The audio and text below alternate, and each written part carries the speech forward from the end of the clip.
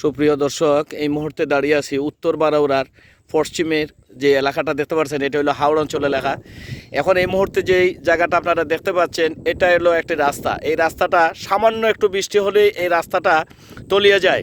বিশেষ করে এই যে আপনারা ধানের যে একটা কিতা হয় রে ফাড়া, ধানের যে একটা ফাড়া দেখতেছেন, এই ধানের ফাড়াটা এটা আনা হয়েছে আপনার এই জমিন থেকে। অর্থাৎ এই জমিন থেকে আমার এক ভাই, এই যে দেখেন, এই যে ওনার ধানটা ফানির তোলে, উনি এই ফানি হ্যাঁ তুলেন, আপনার ধানটা উঠান।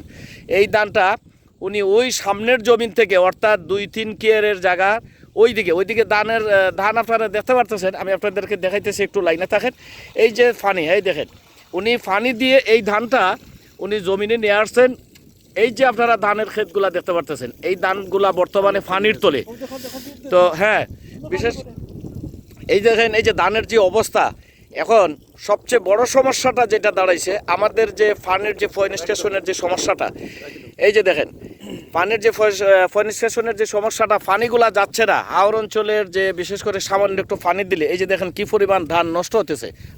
এই ধানগুলা দেখলে কি আপনাদের আফসোস লাগে না, কষ্ট লাগে না? কি পরিমাণ ধান, ওই যে দেখেন ধানের ক্ষেত, এই যে খাটিয়ে আনার মতো নয়। আচ্ছা, এই দেখেন, এই যে ধানের ক্ষেত আমি আপনাদেরকে দেখাইতেছি, আপনারা একটু ভিডিওটা ফলো করেন।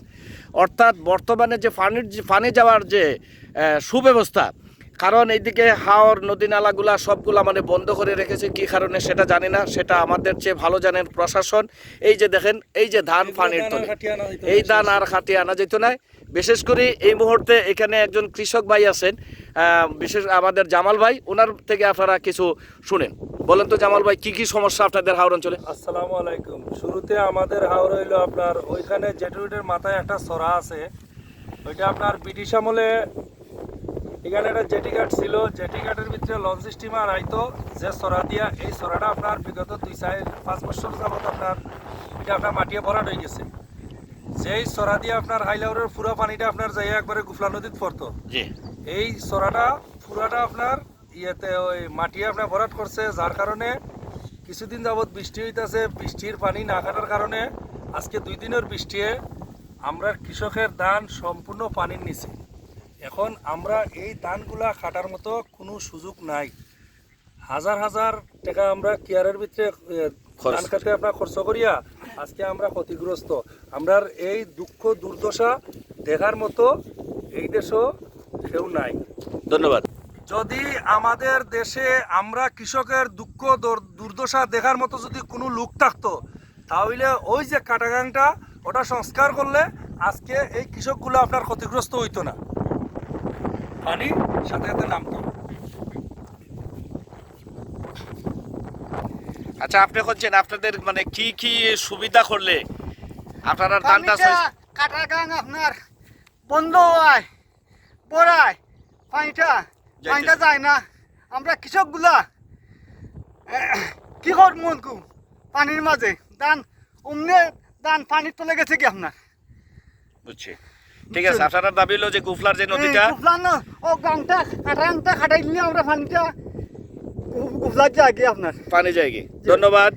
আপনার নামটা একটু হচ্ছে প্লিজ। সোনু মিয়া, সোনু ভাই, উত্তর বারাউরা সোনু ভাই। ওনার বক্তব্যটা আপনারা সবাই শুনছেন। বিশেষ করে ভিডিওটা লাইক শেয়ার দিবেন, যাতে প্রশাসন এবং বিশেষ করে আমাদের এমপি মহোদয়ের খানে পর্যন্ত এই ভিডিওটা যাতে পৌঁছে। কারণ কৃষক বাঁচলেই দেশ বাঁচবে, 68,000 গ্রাম বাঁচলেই বাংলাদেশ বাঁচবে বলে গিয়েছিলেন হুসাইন মোহাম্মদ এরশাদ। ওনার কথাগুলি আমাদের আজও মনে পড়ে। অতএব কৃষক যদি না বাঁচে, তাহলে এই বাংলাদেশ বাঁচার কোনো সম্ভাবনা নাই। আমরা অনাহারে কষ্টে দিন কাটাতে হবে। যাই হোক, ভিডিওটি সবাই লাইক করবেন, বেশি বেশি করে শেয়ার করবেন। এটা সমগ্র বাংলাদেশ ব্যাপী সমস্যা, এটা শুধু উত্তর বারাউরার সমস্যা নয়, এটা প্রত্যেকটি গ্রামাঞ্চলের যতটা জায়গায় আছে প্রত্যেকটি কৃষক ভাইদের সমস্যা। অতএব কৃষকের সমস্যাই মানে আমাদের পুরো বাংলাদেশের সমস্যা। তো সবাই ভালো থাকেন, আল্লাহ ভরসা।